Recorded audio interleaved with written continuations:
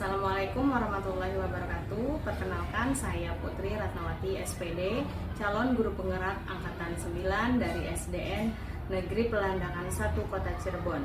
Pada kesempatan kali ini saya akan mempraktikkan aksi nyata 2.3 tentang coaching dalam supervisi akademik. Dalam kegiatan observasi ini, saya akan melaksanakan observasi kepada rekan sejawat, yaitu Ibu Ita Noviana SPD, selaku guru kelas 4A. Pada percakapan kali ini adalah pra-observasi. Saya akan menanyakan tentang persiapan observasi yang akan dilakukan oleh Ibu Ita Noviana SPD. Assalamualaikum Bu Ita. Waalaikumsalam Bu Putri. Ya, alhamdulillah ya, akhirnya kita bisa melakukan percakapan pra-observasi.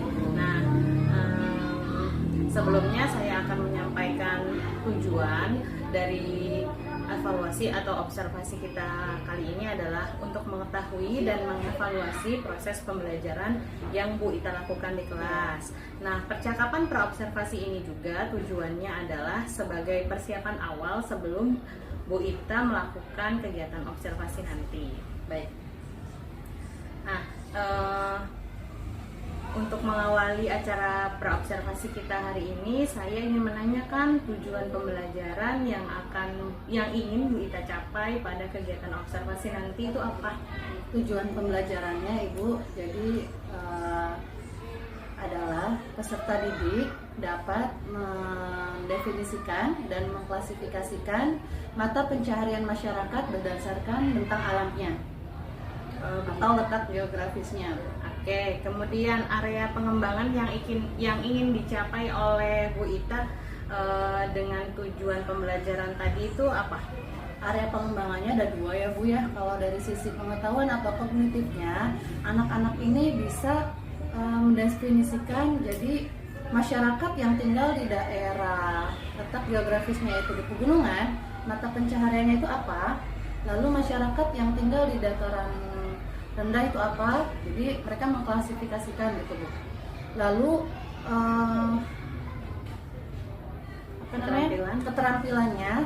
keterampilannya mereka akan membuat diorama mata pencaharian berdasarkan bentang alamnya. Oke, berarti saya simpulkan bahwa area pengembangan yang ingin dicapai oleh Bu Ita itu pertama dari sisi pengetahuan, yaitu murid-murid bisa mengklasifikasikan profesi berdasarkan bentang alam dan letak geografis gitu ya Bu. Kemudian dari sisi keterampilannya membuat diorama, kemudian mengklasifikasikan juga ya dioramanya itu bentang alam ya Bu ya. Iya. Oke. Selanjutnya bagaimana rancangan pembelajaran yang akan dilakukan nanti? Meliputi strategi, kemudian model pembelajaran dan metode pembelajarannya bagaimana? Baik Bu, strategi yang akan saya gunakan yaitu adalah saya akan melakukan diferensiasi konten Bu, yaitu saya akan menyajikan pembelajarannya itu menampilkan video juga lalu game agar sesuai dengan kebutuhan gaya belajar murid yang berbeda tentunya Bu ya. Ada yang kebutuhan murid itu gaya belajarnya lebih visual, jadi akan lebih dipahami oleh murid dengan melihat tayangan video atau gambar seperti itu. Lalu model pembelajarannya adalah PBL Bu, Problem Based Learning. Lalu metodenya adalah diskusi kelompok, lalu ceramah juga Bu, lalu ada dan diskusi tanya jawab juga Bu. Oke. Bagaimana untuk media pembelajarannya? Apakah sudah disiapkan? Media pembelajaran sudah disiapkan Ibu. Tentunya ada proyektor ya Bu ya, laptop, lalu nanti ada video pembelajarannya. Saya membuat PowerPoint juga, dan nanti saya akan menunjukkan anak dulu bagaimana membuat diorama. Tentunya saya juga memiliki media diorama pembelajaran mata pencaharian berdasarkan bentang alam. Berarti sebelum dipraktekkan oleh siswa, Bu Ita mempraktekkan dulu di depan anak-anak sebagai contohnya gitu ya. Oke, dia diorama itu seperti apa? Iya, luar biasa ya Bu Ita. Saya lihat perencanaannya sudah maksimal. Mudah-mudahan nanti pada saat observasi tidak ada kendala apa-apa. Nah, saya ingin menjadwalkan nih Bu Ita, mau diobservasinya di hari apa? Untuk observasinya insya Allah hari Senin Ibu tanggal 4 Maret 2024. Nah, jam keberapa Bu Ita? Jam kedua dan ketiga Bu, setelah upacara berarti ya. Ya, berarti nanti kita setelah upacara langsung melaksanakan observasi kelas ya Bu Ita. Nah, dari percakapan kita hari ini apa yang Bu Ita dapatkan? Dari percakapan bersama Bu Putri ini saya jadi lebih siap ya Bu ya untuk melakukan observasi nanti. Bagaimana dari langkah-langkah saya, strateginya tuh apa, lalu metodenya, modelnya. Jadi saya harus benar-benar mempersiapkan juga modul ajarnya, LKPD-nya gitu Bu. Jadi saya jadi semakin paham bagaimana langkah-langkah seorang guru mengajar itu agar lebih baik itu seperti apa. Oke, alhamdulillah. Mudah-mudahan nanti pada saat hari H-nya tidak ada halangan apapun, tidak ada kendala atau hambatan yang berarti ya Bu Ita. Saya cukupkan percakapan pra-observasi kita hari ini. Mudah-mudahan nanti akan sukses pada waktu observasi. Amin. Terima kasih Bu Ita. Terima kasih juga Bu Putri. Waalaikumsalam. Assalamualaikum warahmatullahi wabarakatuh.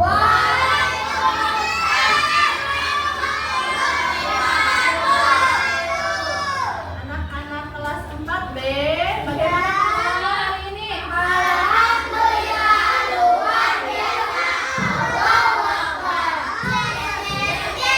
Alhamdulillah, semua sehat ya? Kalian coba perhatikan, ada teman kalian yang tidak berangkat hari ini? Siapa aja?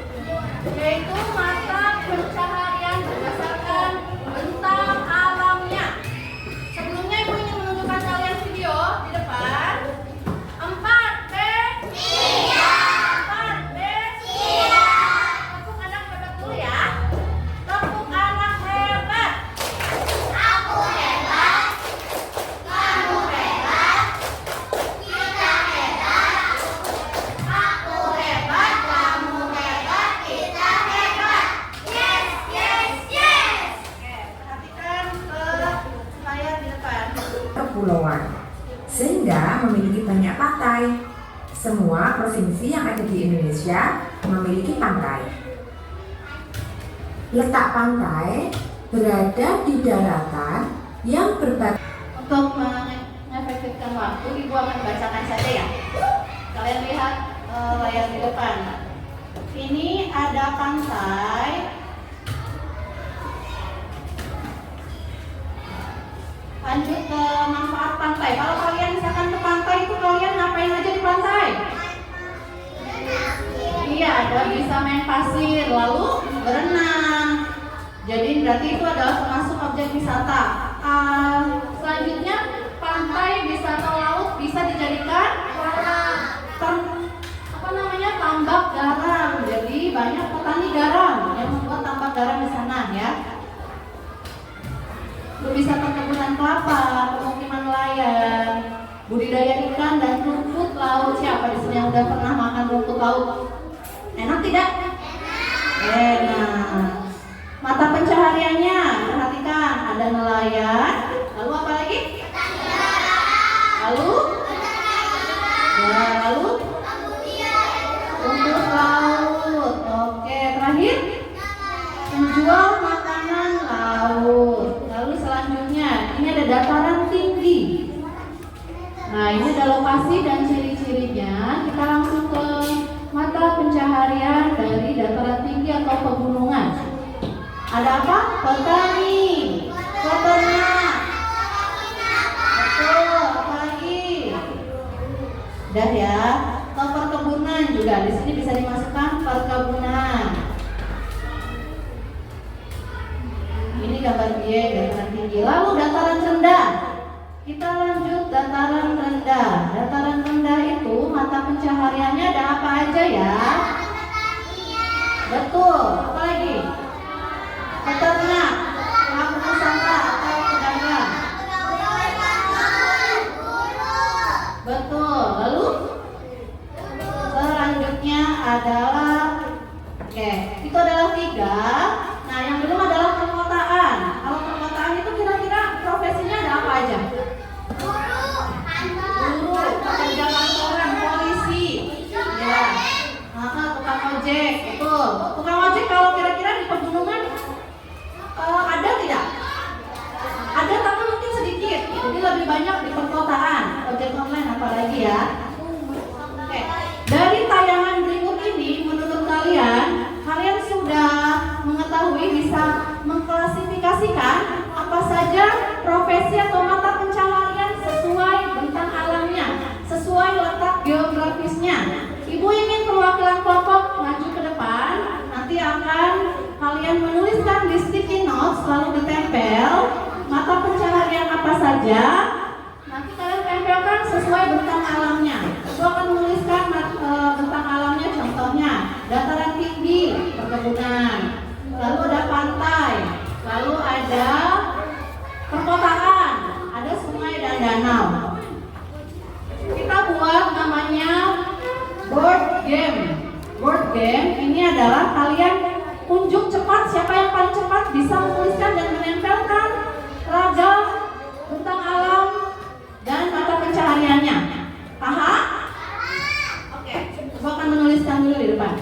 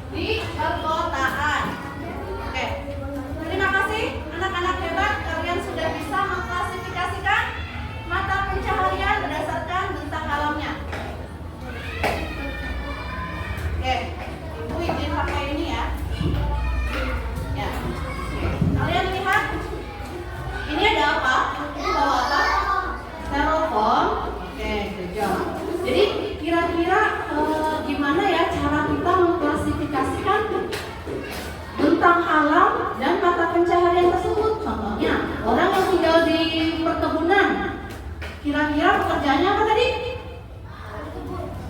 Di kebun. Nah, Ibu, di sini sudah ada media. Di sini ada styrofoam, lalu ada kertas, media gambar, ada lakban juga, ada tusuk gigi. Kira-kira Ibu mau buat apa ya?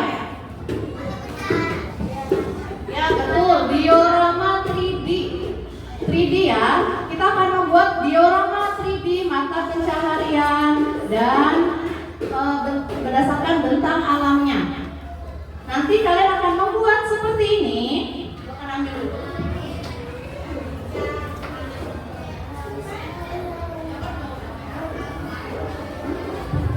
Nah, di sini Ibu punya 7 lembar kertas. Kita akan membuat diorama. Gambar pertama adalah tentang alam. Apa ini? Dataran tinggi atau pegunungan, kebunan. Lalu lembar kedua, gambar apa ini? Perkotaan. Kira-kira orang yang kerja di perkotaan itu? Tukang ojek, betul. Ojek online terutama, apalagi guru. Ya, kan sudah bisa, hebat ya. Lalu ini gambar apa? Sungai dan danau. Nanti kalian akan menggunting kertas-kertas ini, dan ini terakhir adalah pantai. Dan gambar ketiga terakhir adalah profesi-profesi yang bisa kalian gunting, lalu kalian tempelkan di tusuk gigi seperti ini contohnya. Nah, nanti kalian potong, lalu tempelkan pakai lakban, jangan pakai double tip, tapi memakai lakban. Seperti ini. Ini ada petani untuk laut. Ini ada apa? Guru. Lalu ini ada apa lagi? Petani tambak dan air tawar. Biasanya kalau air tawar di sungai atau di laut?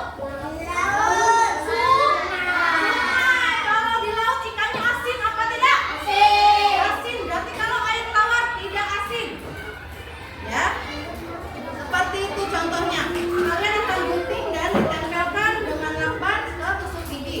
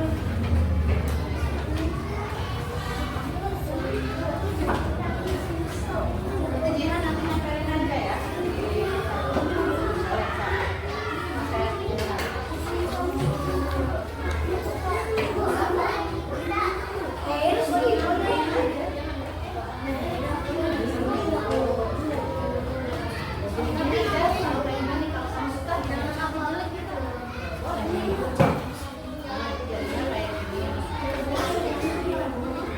Kayak gini kan? Nggak perlu punya kamu nggak apa-apa. Seperti ini ya. Langsung ditempelkan ya. Kalau nggak ada yang motong berarti ada yang menempelkan di tusuk gigi.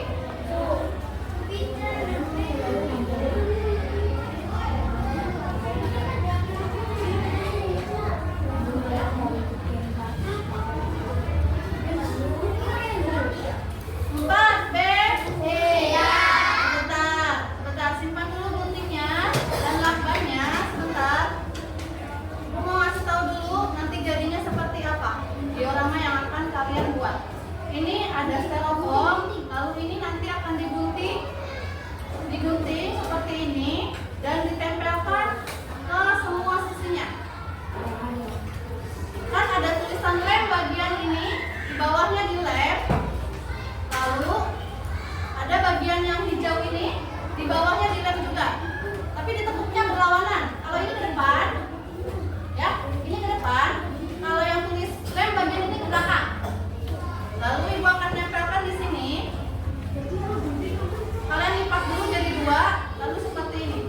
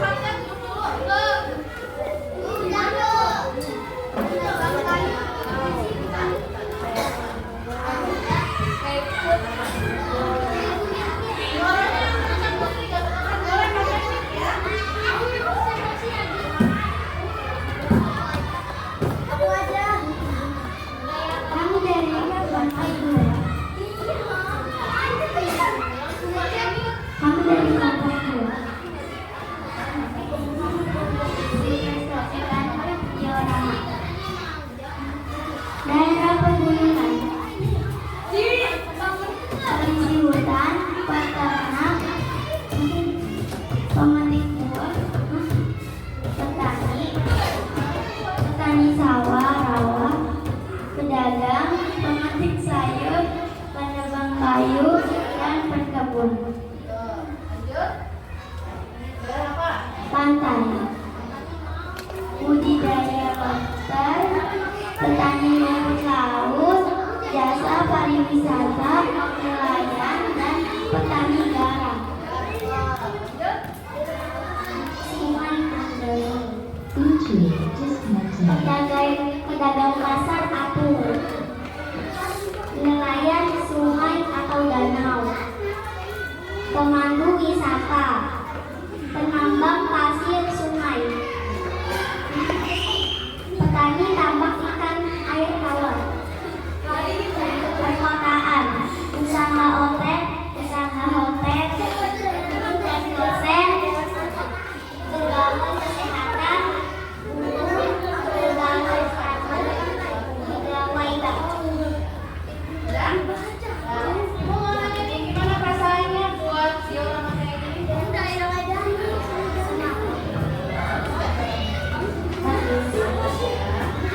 Semuanya ikut bikin? Ikut buat? Oke, beri tepuk tangan untuk kelompok 2.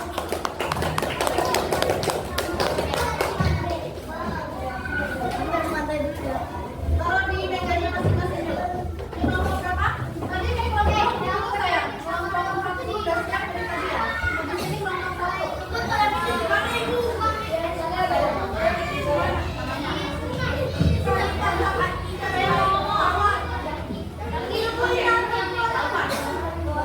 Lagi yang pegang apa yang ngomong?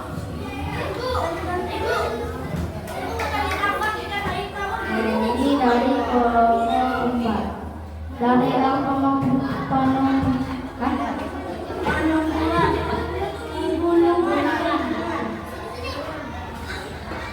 pemetik buah, penebang pohon, pemetik sayur, perkebunan, usaha penginapan, tani, peternak, dan juga ada polisi hutan. Daerah sungai atau danau, di situ ada penambang pasir, Ibu punya nelayan sungai atau danau,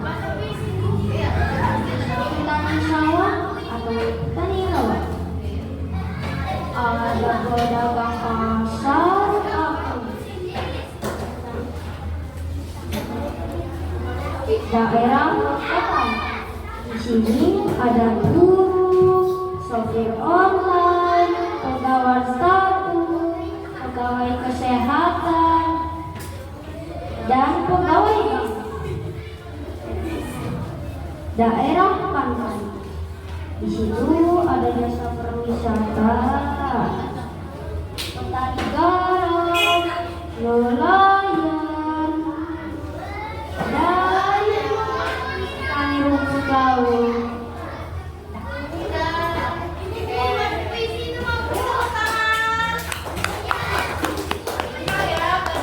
Presentasinya dari kelompok 4 bagus sekali, seperti membaca cerita dongeng ya. Dan Ibu berarti punya bibit untuk nanti bisa ikut lomba, mata lombanya dongeng atau iya pidato juga bisa, atau pidacil juga bisa. Dan beri tepuk tangan sekali lagi untuk kelompok 4. Boleh dibawa lagi. Karena kelompok 1 yang akan Assalamualaikum warahmatullahi wabarakatuh. Sebenarnya udah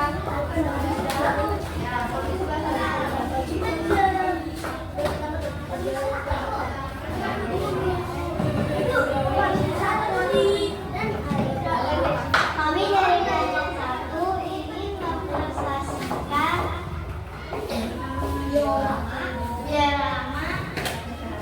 mata pencaharian. Daerah pantai. Di sini ada budidaya lobster, petani garam, petani rumput laut, usaha oleh-oleh atau souvenir, dan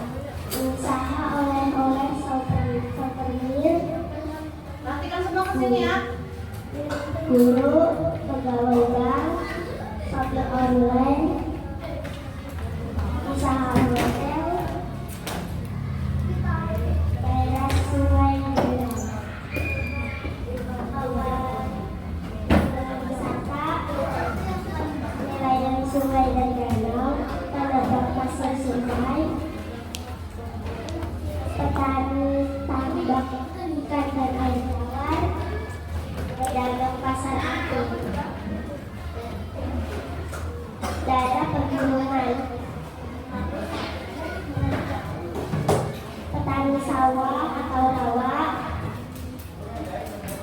petani, pedagang, pemetik buah, ternak, polisi hutan, usaha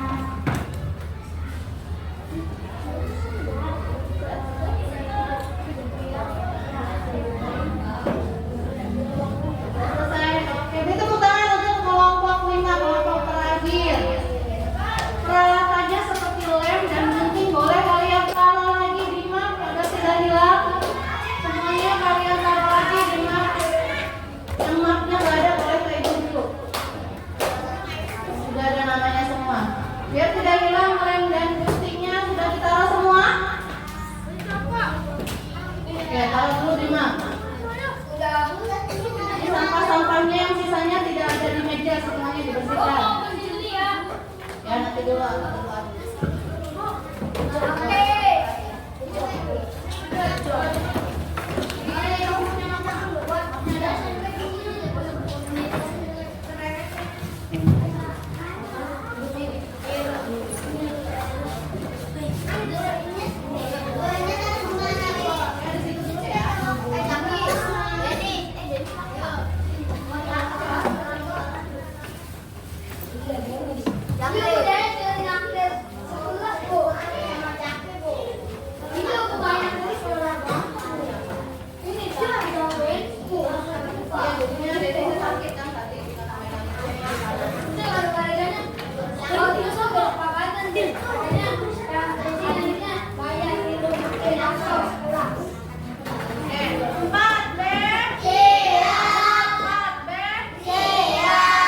Gimana belajar kita hari ini? Kalian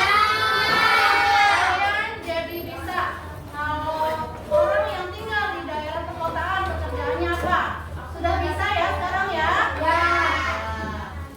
Kalian mau bikin lagi diorama seperti ini? Nanti next akan buat lagi diorama tentang keanekaragaman budaya di Indonesia. Ya, nanti kita akan buat lagi untuk pelajaran selanjutnya.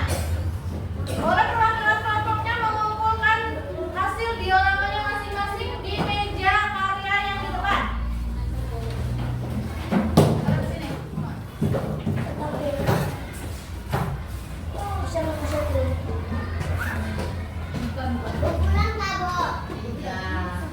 Siapa yang mau minum?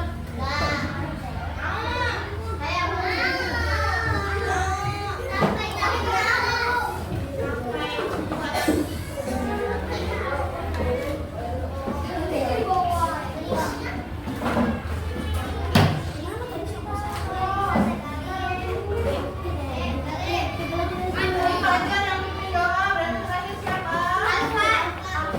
Hakim pimpin doa. Karena semua di kelas 4B bisa mewakili, bisa memimpin doa untuk jam belajar pertama dan jam kedua.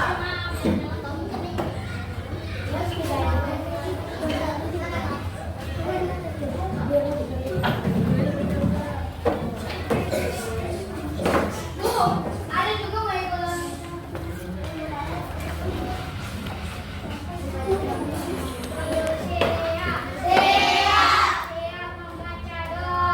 Bismillahirrahmanirrahim. Assalamualaikum warahmatullahi wabarakatuh. Perkenalkan, saya Putri Ratnawati SPD, calon guru penggerak angkatan 9 SDN Pelandakan 1 Kota Cirebon. Pada kesempatan kali ini saya akan melaksanakan percakapan pasca observasi terhadap teman saya, Ibu Ita Noviana SPD, selaku guru kelas 4 di SDN Pelandakan 1. Pada kegiatan hari ini juga kita kedatangan Ibu PP, Ibu Heni Nurul Wardani MPD. Ya, terima kasih Ibu sudah menyempatkan diri. Pada percakapan pasca observasi kita hari ini adalah untuk mengevaluasi terhadap observer kita yang sudah melaksanakan observasi di hari Senin ya Ibu Ita ya. Oke. Bu Ita, apa kabarnya kabarnya hari ini Bu Ita? Alhamdulillah baik Bu Putri. Bu Putri gimana kabarnya? Alhamdulillah sehat. Nah, Bu Ita, sebelum kita mulai kegiatan pasca observasinya, saya ingin menjelaskan dulu tentang tujuan dari percakapan pasca observasi kita hari ini. Tujuannya adalah untuk mengevaluasi dari kegiatan observasi yang kemarin kita sudah lakukan di kelas bersama Bu Ita ya. Nah, bagaimana perasaan Bu Ita setelah observasi kemarin? Perasaan saya awalnya karena persiapannya itu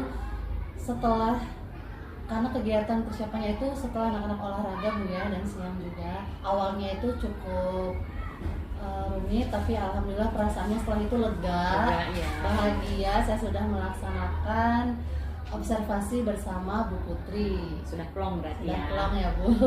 Oke. Bisa dijelaskan Bu Ita area pengembangan apa saja yang kemarin Ibu lakukan pada saat observasi di kelas? Area pengembangan yang saya lakukan yang pertama dari segi pengetahuan ya Bu ya. Jadi karena materi yang diambil itu mata pelajaran IPAS, materinya adalah ragam bentang alam dan mata pencahariannya. Jadi untuk pengetahuannya anak-anak itu dapat mengklasifikasikan mata pencaharian berdasarkan tempat tinggalnya atau berdasarkan bentang alamnya. Lalu dari keterampilannya anak-anak dapat membuat diorama 3D mata pencaharian berdasarkan bentang alamnya. Begitu, berarti area pengembangannya itu dari pengetahuan dan keterampilan. Oke. Sejauh mana area pengembangan yang direncanakan oleh Bu Ita itu di kelas berjalan dengan baik atau efektif atau bagaimana? Ya, karena menurut saya agak kurang efektif ya Bu. Mungkin saya juga harinya itu harusnya jangan mengambil hari Selasa ya Bu ya, kita kemarin itu karena siang, akan lebih optimal lagi kalau pagi gitu. Jadi menurut saya tetap efektif, anak-anak bahagia mengerjakan keterampilan tersebut. Cuman kalau menurut saya akan lebih efektif lagi jika pagi semangatnya masih luar biasa. Oke. Kemudian apakah pada saat pembelajaran ada kendala baik secara teknis atau dari muridnya, seperti apa? Iya Bu, jadi kan saya itu mengambil modelnya PBL ya Bu, Problem Based Learning. Karena harusnya Problem Based Learning itu diawali dengan pertanyaan pemantik. Iya, betul. Nah justru pertanyaan pemantik itu ada saat setelah video ditayangkan gitu. Saya menyayangkan hal itu karena saya mungkin mohon maaf lupa ya Bu ya. Jadi respon siswa juga di Galinya itu kurang responsif kalau menurut saya ya Bu ya. Nah itu sih paling kendalanya saat saya teknis untuk melakukan langkah-langkahnya. Langkah-langkahnya itu ya berarti harusnya pertanyaan pemantik iya. dulu seperti itu. Oke, berarti kendalanya adalah ada pada keruntutan langkah-langkah langkah-langkah pembelajarannya. pembelajaran, betul. Oke, kira-kira mengapa hal itu bisa terjadi? Ya. Mungkin karena dari sisi internal mungkin ya, bisa juga dari sisi eksternalnya, yaitu tadi ngambilnya karena jam siang gitu Bu ya. Jadi mungkin sayanya kurang fokus gitu ya Bu. Nah, untuk kedepannya supaya kendala tadi langkah-langkahnya tidak runtut sehingga siswa tidak responsif, ada yang mainan sendiri seperti Ya, itu ya. betul. Untuk kedepannya solusinya bagaimana menurut Ya, Bu Ita? solusinya berarti saya mengetahui bahwa untuk model pembelajaran ini harus benar-benar disiapkan dengan baik dan waktunya juga diusahakan pagi karena anak-anak lebih semangat, lebih lebih bersemangat pokoknya Bu ya kalau masih pagi. full charge gitu ya. Iya. Dan saya itu juga harusnya ada kegiatan di luar kelas Bu. Jadi membangkitkan semangat siswa juga biar mereka itu aktif. Nah itu saya tidak melakukan kegiatan di luar kelasnya seperti mengambil KPD-nya itu dibuat game atau kuis.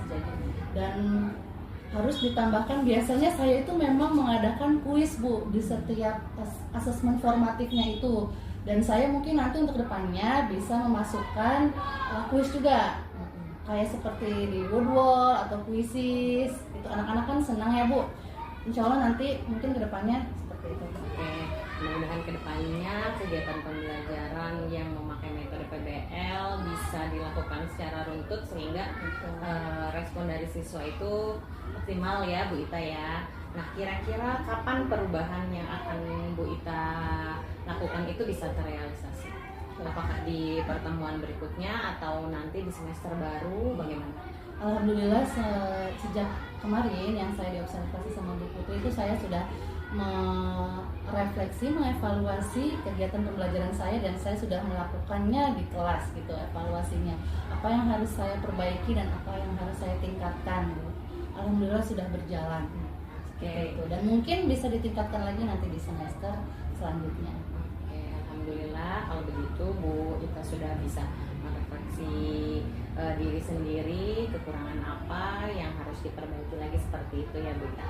Nah, sekarang kita berikan kesempatan kepada Ibu Pepe untuk memberikan umpan balik atau tanggapan pada kegiatan kita kali ini. Enggak Ibu? Baik, terima kasih Bu Putri. Sama Ibu siapa? Ita. Oh, Ibu Ita ya. Sudah bagus. Prinsipnya coaching itu kan ada kemitraan, proses kreatif dan memaksimalkan potensi.